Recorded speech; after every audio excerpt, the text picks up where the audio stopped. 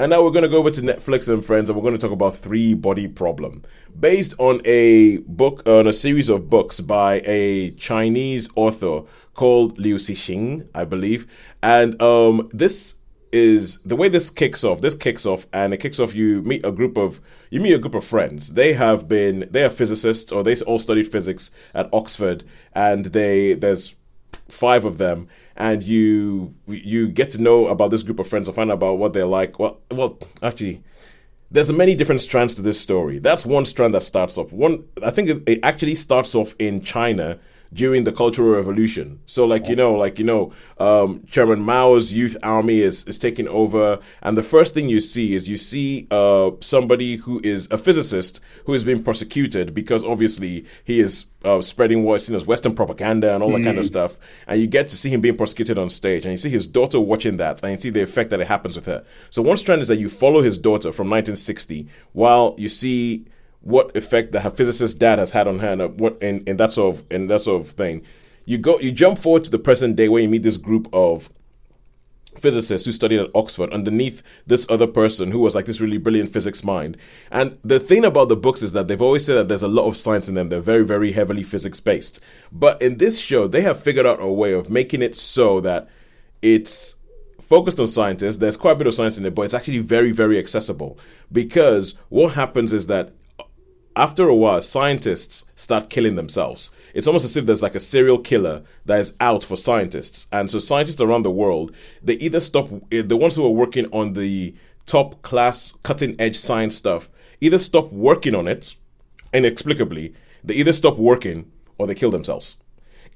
and then another strand is Benedict Wong, who is this sort of like private detective who is trying to figure out why these scientists are killing themselves. But he works for some sort of shadowy organization that you don't really understand. And then Liam Cunningham shows up, and you're like, what is he doing here? What is his thing?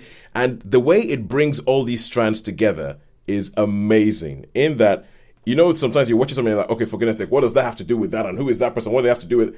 But they bring these all these strands together so much, and it just sort of meshes, and you're like, oh, totally makes sense. This makes sense why that goes on. And and one of the five who is working on some cutting edge science, like he's working on something with nanofibers, played by Isa Gonzalez. She's working something with nanofibers, and then one day they're in a pub.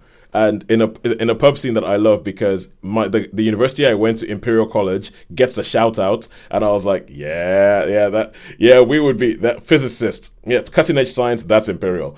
And in this scene, all of a sudden, a countdown appears on her vision. So wherever she looks, she sees a countdown, and this countdown just like it's 2 days, and it's just counting down.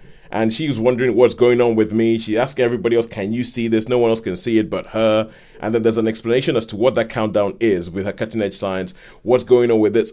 And I mean, I feel like the real big thing of why all this is happening, why scientists are killing themselves, why are they stopping working, why is there a countdown showing up on this woman's face, what significance does this woman from 1960s China have with everything?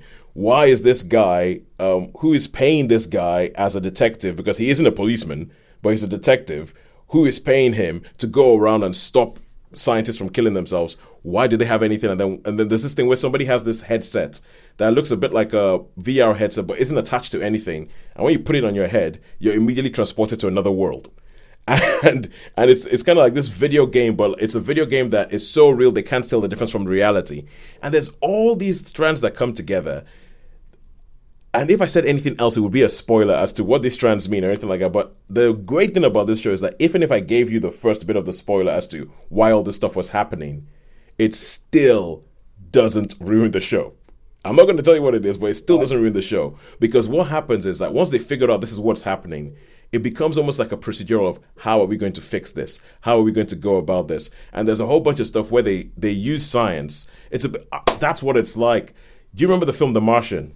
Yeah. Remember the film The Martian with Matt Damon? You know how that is a lot about the physics and everything about how you survive on Mars and how you use like a bunch of limited resources to stop yourself from dying. And it's actually like one of the most nail-biting things that, I think the book, the film, and I think Three Body Problem is a little bit like that. It's kind of like, there's this big thing that's happening to us, how do we go about dealing with it with what we have in our hands right now?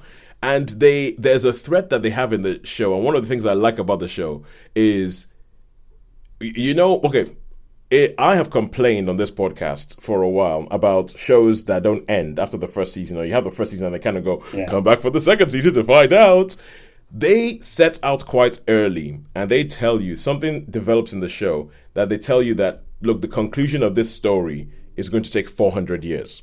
Like, these people are in this time, but they're working on all this stuff now that will not come to fruition for 400 years. So the way they do that, you're like, okay, cool. I do not expect everything to be told in this first season. It finishes the first season, and I'm like, okay, cool. I am ready for the second one, because the way it ends the first season, in a kind of downbeat yet inspirational way. It's really weird. It's really weird. But there's all these things that I can talk about. There's something to do with bugs. There's something to do with the stars. There's a whole scene where the stars start blinking and everything like that. And people say our physics isn't working anymore. Like, just nothing. Like, science as we know it has stopped working. And I just think it's great. I think the performances are brilliant. I think the storyline is good. And I think the guys, Benioff and Weiss, who did Game of Thrones along with Alexander Wu, they kind of I feel like they've redeemed themselves. Sounds like it's going to get a good star review then. Oh, this is going to get a good star review. I mean, for me, it's a 4-star. For me, it's a 4-star. Yeah, I think three Body Problem is a 4-star. I would recommend that anybody watch it. Do not be put off by the fact that, yes, it is about physicists, and yes, they will talk about science, and they will talk about things having to do with light speed, and how do you get to light speed when you don't have, a hyperdrive like they do in Star Wars. They will go through all those things, but I think the human elements are brilliant. I think the political developments are brilliant. And there's a scene, Sean. There's a scene that I think you would love. There's one scene I think you would love that has to do with a ship. It has to do with a ship and the way the whole thing is built up and everything like that. Anyway, I will stop talking because I'm about to start giving spoilers away. 3 Body Problem, 4 stars for that.